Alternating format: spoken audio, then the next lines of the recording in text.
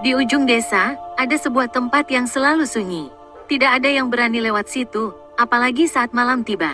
Warga menyebutnya kuburan keramat, karena siapapun yang mencoba mengusiknya akan merasakan sesuatu yang tak bisa dijelaskan. Entah itu kesurupan, atau mimpi buruk yang berulang-ulang. Dan sampai hari ini, misterinya belum pernah terpecahkan.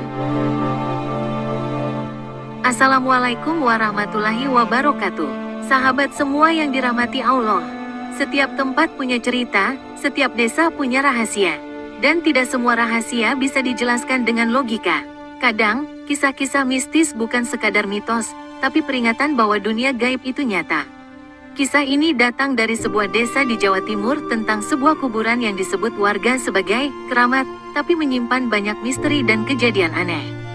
Semuanya bermula dari seorang pemuda bernama Rizal. Ia pendatang baru, merantau ke desa itu karena menikah dengan warga lokal. Ia bekerja sebagai tukang bangunan dan dikenal berani. Tapi keberaniannya membuatnya melanggar satu larangan besar, jangan pernah masuk ke kuburan itu di malam hari. Kejadian pertama, suara azan palsu. Rizal sedang lembur di proyek bangunan dekat kuburan. Sekitar pukul 2 pagi, terdengar suara azan yang menggema. Anehnya, tidak ada masjid di dekat sana. Dan suaranya serak, seperti orang tua yang kehabisan napas. Setelah azan selesai, lampu di sekitarnya padam dan Rizal merasa ada yang berdiri di belakangnya. Saat menoleh, tidak ada siapapun, tapi tubuhnya langsung meriang. Kejadian kedua, penggalian yang terhenti. Beberapa hari kemudian, Rizal dan timnya mendapat proyek untuk meratakan tanah dekat area kuburan.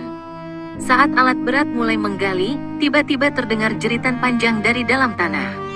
Operator alat berat langsung meloncat dari kabin. Ia pingsan di tempat. Ketika sadar, ia berkata, ada yang berteriak dari dalam bumi. Setelah kejadian itu, warga memutuskan menghentikan proyek. Tanah itu dibiarkan kosong, tidak berani diteruskan. Kejadian ketiga, gangguan di rumah Rizal. Malam-malam berikutnya, Rizal mulai sering melihat bayangan lewat di jendela rumahnya. Anaknya yang masih bayi menangis terus setiap pukul 1 malam. Dan istrinya bermimpi melihat Rizal dikubur hidup-hidup di lokasi keramat itu. Rizal mulai sering sakit, badannya dingin, tubuhnya kurus dalam hitungan minggu. Ustadz setempat akhirnya datang dan melakukan ruqyah. Saat ruqyah berlangsung, Rizal berteriak, "Saya tidak tahu. Saya cuma kerja, jangan ganggu anak saya." Jin yang merasukinya mengaku dari bangsa jin tua, yang marah karena tanah keramatnya dilanggar tanpa izin. Asal-usul kuburan itu pun akhirnya terkuak. Menurut penuturan kakek tertua di desa, dulu tempat itu adalah lokasi pengasingan seorang wanita sakti. Ia dituduh menyebarkan ajaran sesat dan disingkirkan dari desa. Ia tinggal sendiri di tepi hutan dan meninggal tanpa ada yang mengurus jenazahnya. Malam-malam setelah kematiannya, warga sering melihat api terbang dari kuburnya, dan siapapun yang bicara buruk tentangnya akan jatuh sakit dalam 3 hari. Karena itu, kuburannya dibiarkan apa adanya, tidak ditandai, tidak boleh diziarahi. Dan siapapun yang lewat, harus mengucapkan salam walau tidak melihat siapa-siapa. Setelah diruqyah dan meminta maaf, Rizal akhirnya sembuh. Tapi ia memilih pindah ke desa lain bersama keluarganya. Ia tidak pernah kembali, dan hingga hari ini, area itu tetap sepi. Tidak ada yang berani mendekat, dan tanah di sekitarnya tetap kosong, seolah menyimpan luka yang tak ingin dibuka lagi. Sahabatku, dari kisah ini kita belajar bahwa 1. Dunia ini penuh batas tak kasat mata.